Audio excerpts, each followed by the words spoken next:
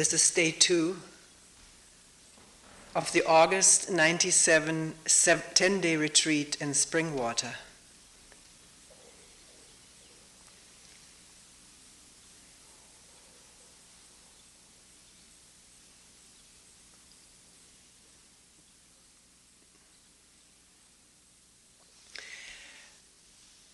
In the discussion period last night, or was it in the afternoon? It doesn't matter. Someone said, we always bring up toward the end of retreat the question, can something be taken home from this retreat?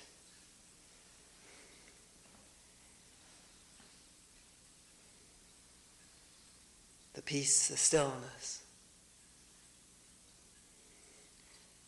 whatever it means to different people. But this person said, why not bring this up right in the beginning when all the noise of the madness of our daily pursuits is still very much alive in memory?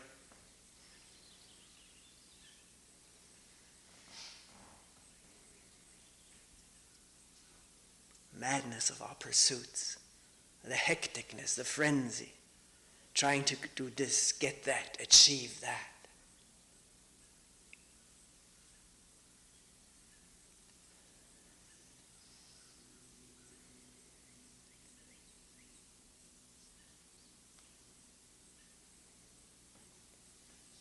And there's almost an irritation noticeable. Why this difference between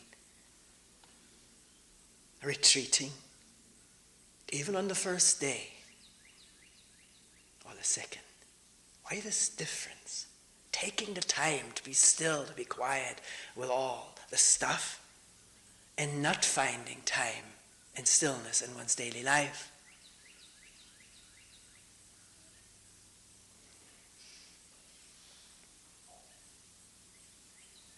Of course, we can also ask right from the beginning, of whom are we asking these questions? From whom do we expect an answer?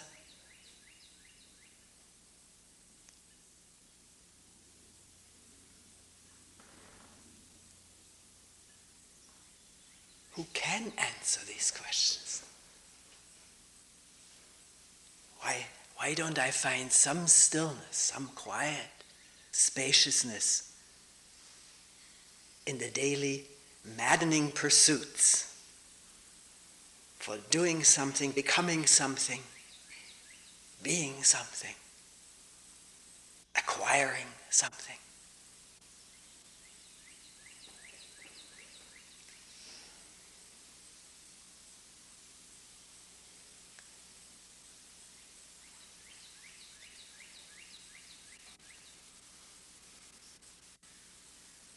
Maybe it takes numberless retreats to have an ever-deepening insight in the madness of our pursuits.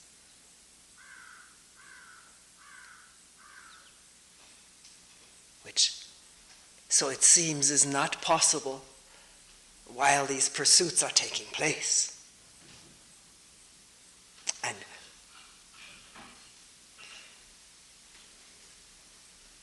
we actually came to this in our combined looking.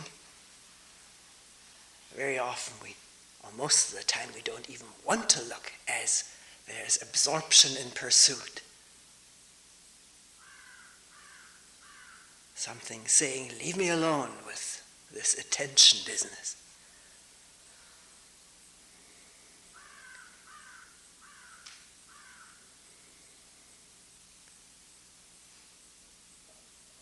So, there's retreating and mad living, and retreating and mad living. It's all one, isn't it? Then the thought says, well, what do the two have to do with each other? What's their relationship? The relationship is that they both take place as the crows are cawing.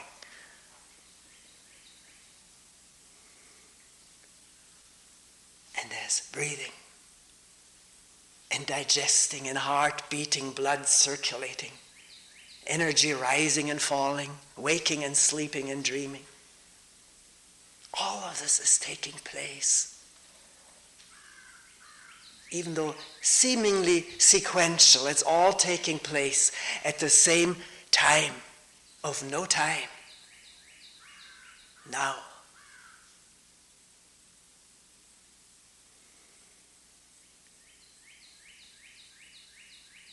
Now, as the person said, the memory is still vibrating.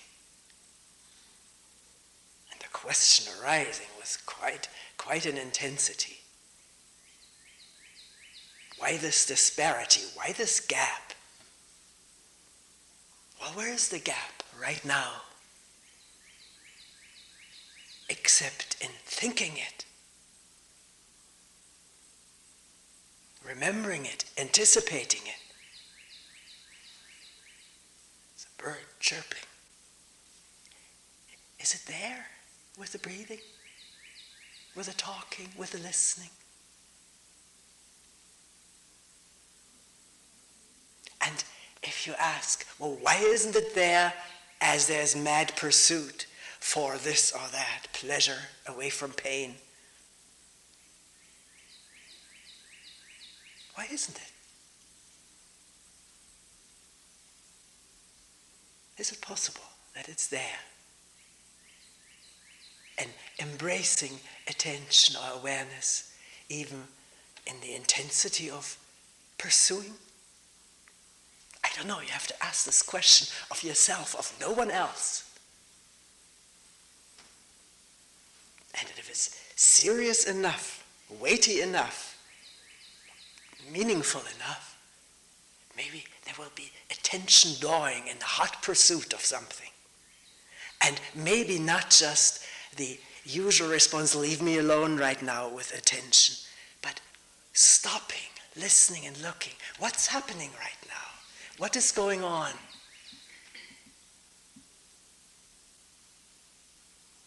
Awaring, throbbing organism, throbbing with activity, past, present, and anticipated activity. And to wonder, what does it mean? Is it pleasurable? Is it as ornery as one thinks later? Is there attachment to it? Wanting to go on with it, if only by sheer habit? Habit does not want to be interrupted, even if it is an uncomfortable habit. It wants to run. This is how we're programmed. Living organisms run on habit.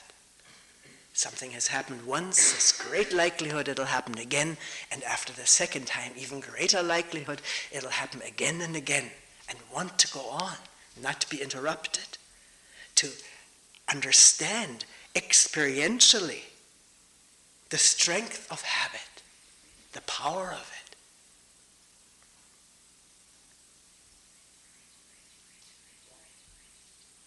And yet not imagine or assume this is unalterable. There can be, indeed, there is waking up in the midst of a habit. Who knows why? I don't, but it is taking place. And at that moment, it's all out in the open to be watched, looked at, wondered, questioned, attended to, spaciously. By spaciously, I mean not just zeroing in on what's there in front of one or within one, zeroing in meaning just that, concentrating on it as though that nothing else existed in this whole universe, but a relaxing attention which opens up to the 10,000 other things which are also going on simultaneously as this habit is running and there's just been a waking up to it, to its power, the desire to continue with it, and yet the questioning, why continue with it? question is possible.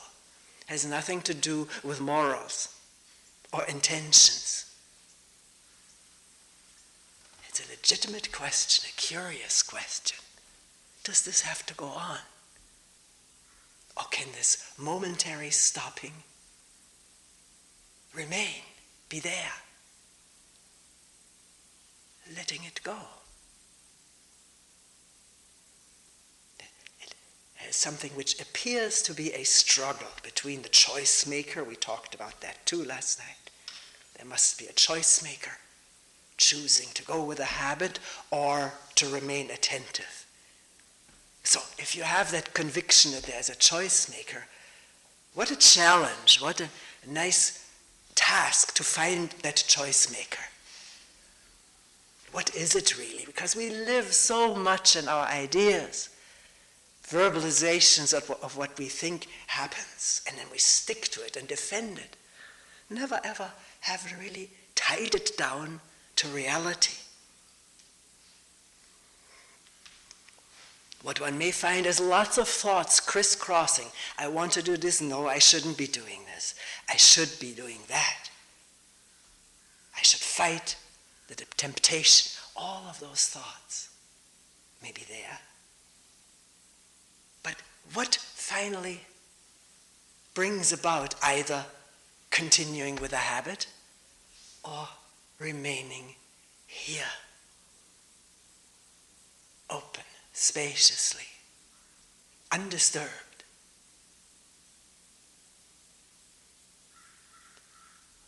It's the absence of a maker or a doer which makes that possible. Because in the absence of the doer, the choice maker, the intender, the condemner, or the approver,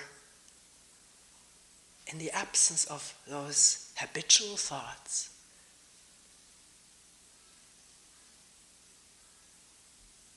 there are cicadas and crows and space and breathing.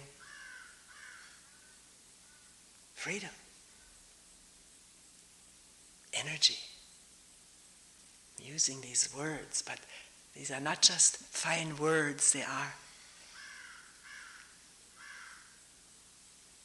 verbalizing something that is happening, albeit in a very incomplete way. Words cover things very incompletely, because not one thing, not one crow call can be expressed in a word.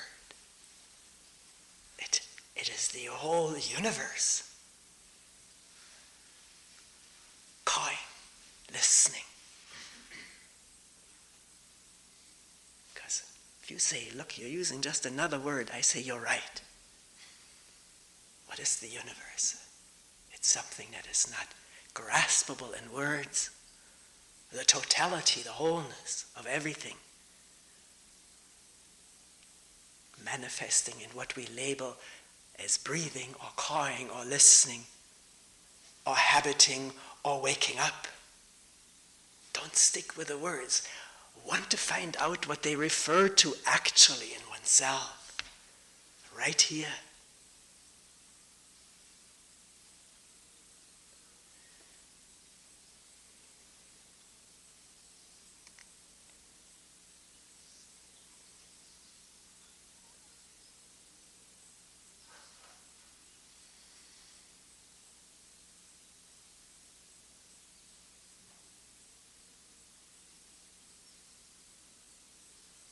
So, I'm not brushing away this initial question. It's one of the most frequent questions that come up either at the beginning or the end of a retreat or all throughout the retreat. What's the relationship of this to my daily life? Can this be more meaningful in my daily life?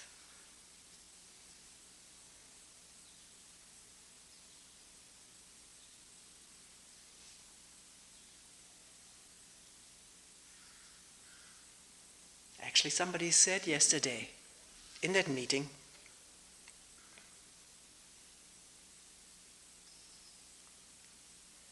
thinking of having picked up some people in the car in Rochester, and cars passing by 80 miles an hour, tremendous traffic, noise, speed, conversations in the car, and that never seemed to damage or interrupt or do away with being attentive.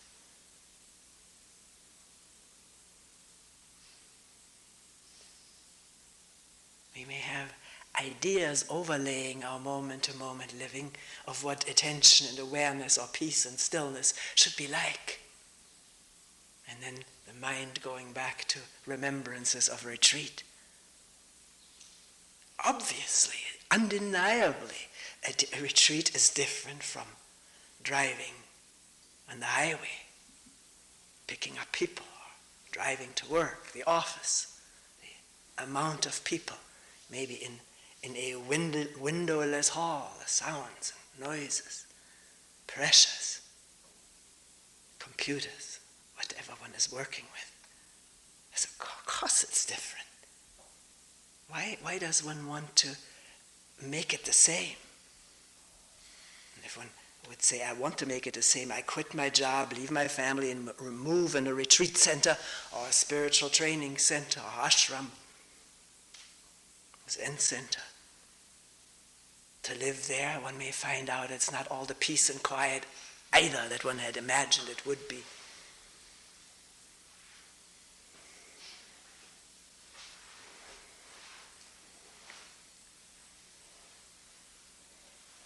But is it possible to be with this moment, wake up to it? That's the first thing.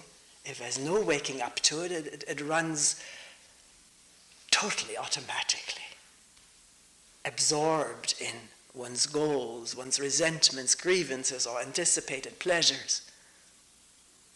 A very tiny, narrow space. And then there's a coming to, a waking up to this situation, which happens to human beings. One knows not why. It does, because awareness, presence, undividedness is our true nature. It's our original state. These are words, but they refer to something very concrete, not abstract. So, waking up to the enclosure, the suffering, the suffocating,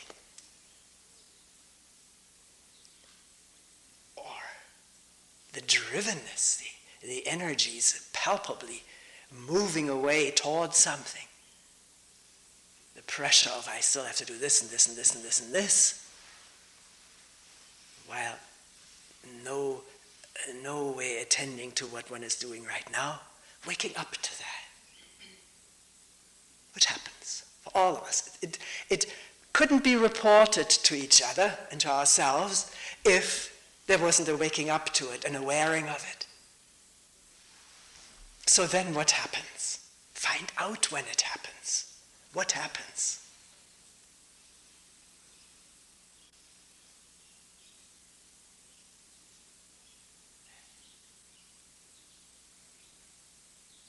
Instantaneous critiquing, negative comments upon what one is engaged in, or justifying it, or not even wanting to think about it, not even wanting to look at it, or, what's going on? What's happening? A free moment of looking around, not anchored.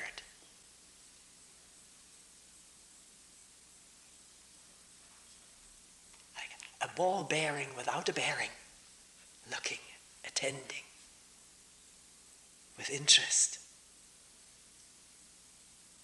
feeling the pressures and the tensions, the drivenness of the body, maybe the closeness of the heart, whatever all is going on. One doesn't have to come to a retreat to be aware of that, to become aware of it. Although, admittedly, undeniably, In a retreat, the awareness deepens, the energy strengthens, and there's more ability to stay with what's going on and looking at it intelligently.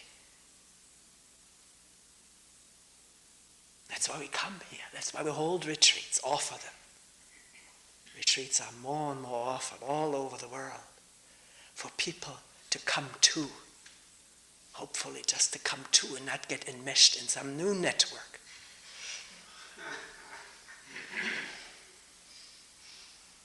Of beliefs and pressures and thou shalt not.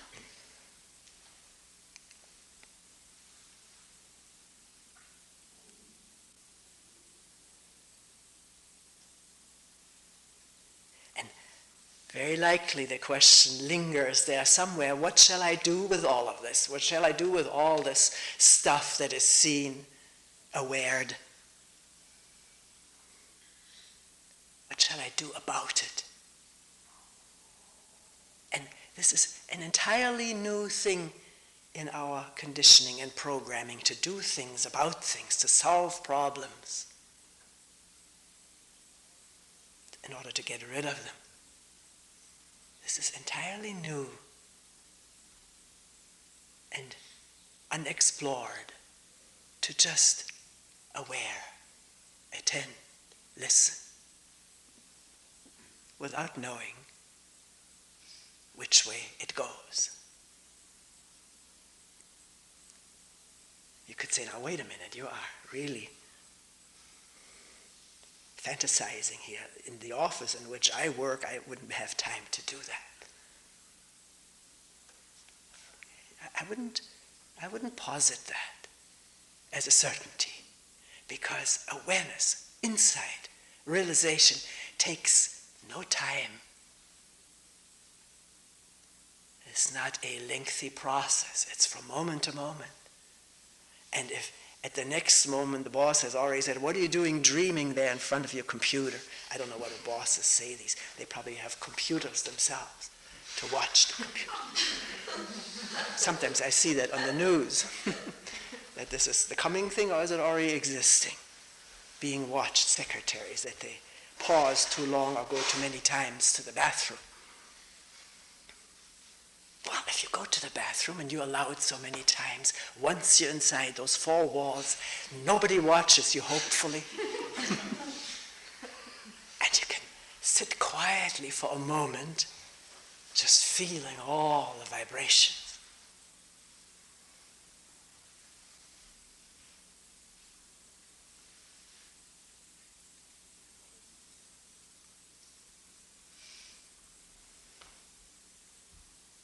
There are many moments in our daily life where this pausing or stopping, looking and listening is entirely possible. Go, you have an appointment somewhere and you wait, doctor, dentist, or whatever. What do? Read the Newsweek. Or just sit there, and maybe you wonder how it looks if somebody just sits there without a magazine in their hands, and you wonder how you look to others. Is that taking place? Maybe, maybe not. But we don't have to do anything for a moment, just sit there. Close the eyes halfway. You don't want to look weird, or maybe you're not even correct in thinking that you do look weird to others. Others may be so busy that they don't even notice you. But there's nothing that prevents one many times a day, not for 25 minutes or 45 or a block of sitting, but for a freeing moment.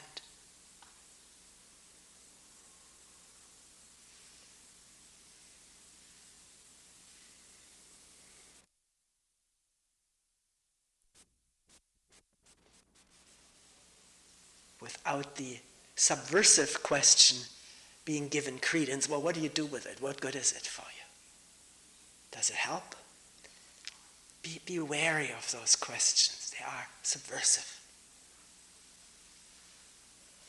Not helpful, but to be seen as arising. Wanting to protect something, protect my modus vivendi, my way of living. which has its protective mechanisms built in.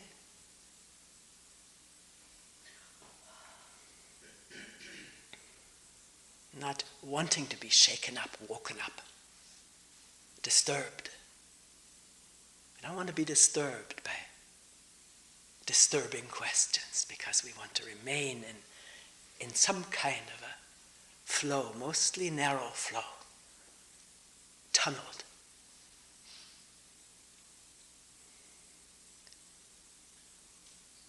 But that's only a moment of giving credence and going on. There can also be a moment of not giving credence to this resistance to disturbance or waking up.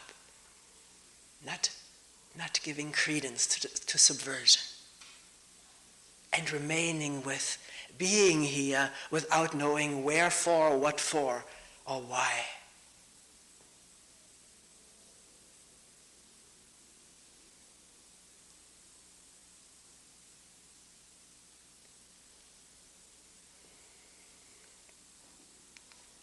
Now, what was brought up in this connection last night was, it is so hard to sit still, particularly at the beginning of a retreat, but maybe for some or many people later on too, so hard to sit still for a while, because then there is an urge to do something, get something.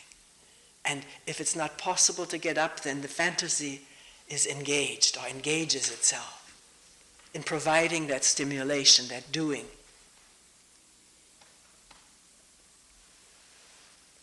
Virtual reality, imagined things. But also people report that coming out of the retreat, they feel a particular zest for doing something, for completing a project that has been hanging around for a long time. One person told me the only retreat he ever went to was the only time he ever tackled his garage, which was full to the top with mess, cars and parts. He said it was an amazing phenomenon.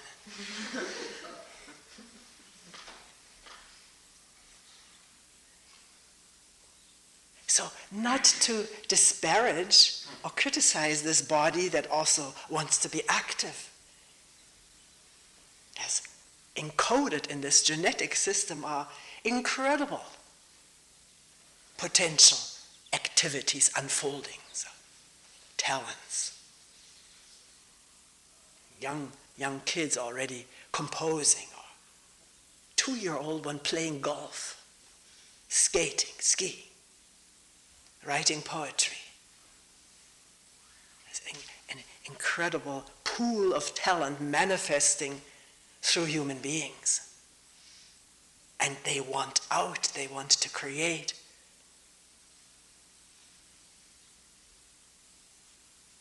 And there's nothing wrong with it. We're not saying don't do this. Go into a monastery, of course, who would say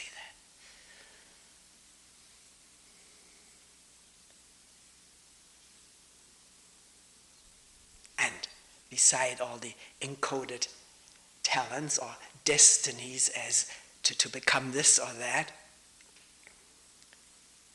there's of course all the physical things of growing up, maturing, needing to fall in love, procreate, make babies, nurture the babies.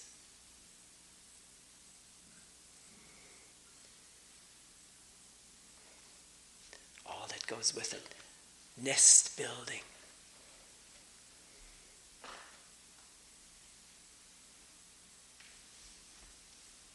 There's all pressures on this organism, on this body, mind, and heart. So, just like this person last night who said, it was all right to drive on the highway, cars passing at 80 miles an hour, people talking in the car, all kinds of stuff going on, and yet there was awareness. That was not after 10 days of retreat, it was before the retreat had started. So how present are we? How much presence is there in all of these pursuits that move this body? We know not where from.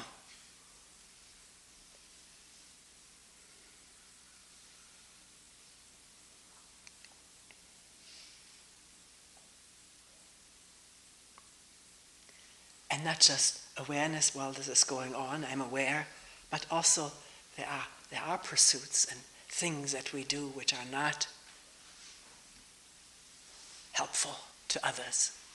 Could be quite violent or destructive of others.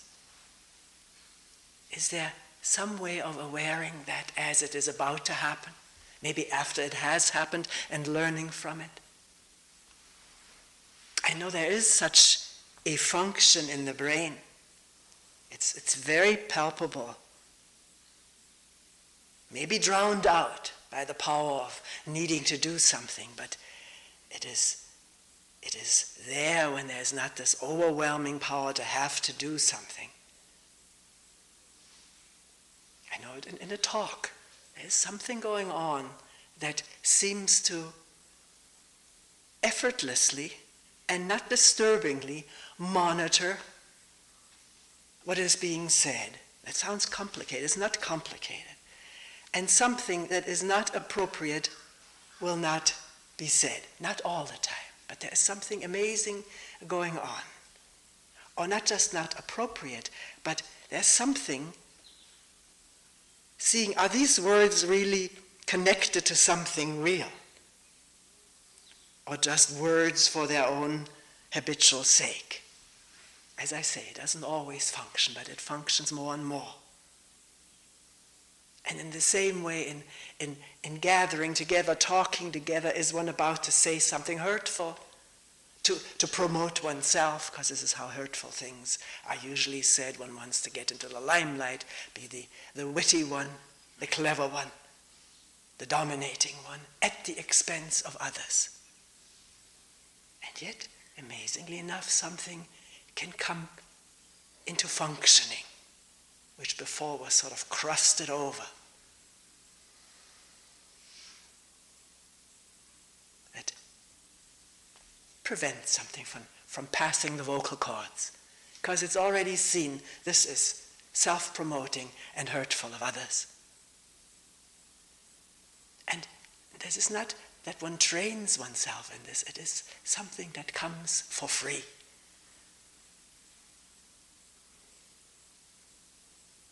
And to be trusted.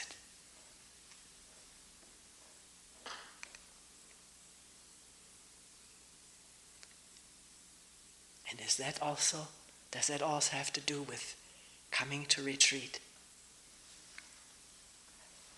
Attentive of all these layers of stuff that come up, can be seen, looked at, not known what to do with them. And with that, an increasing sensitivity, flexibility in our daily life.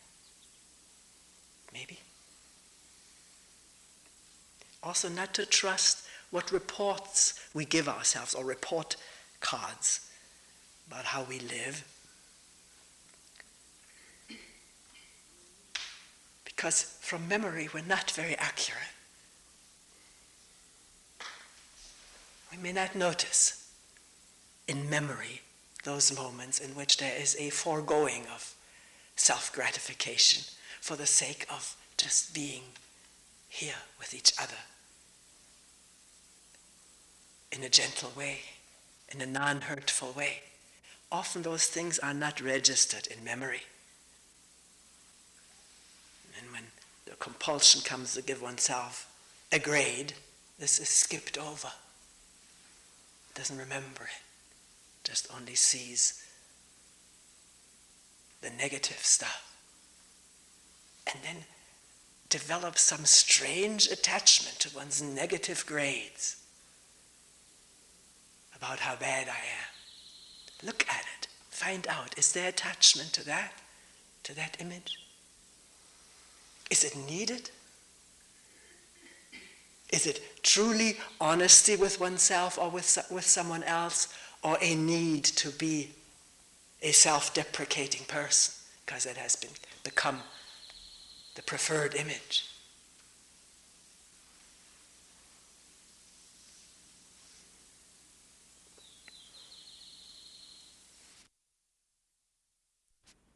Somebody said yesterday, in looking at all the stuff that comes up in and outside of retreat, all the reactiveness and hurt and whatever all happens to us. He says it's so rich.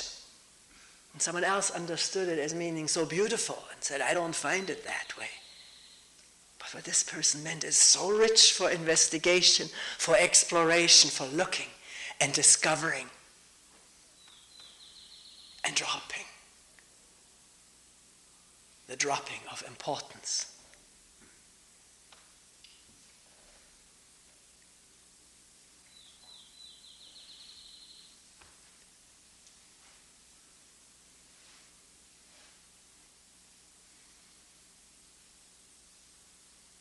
The cool breeze.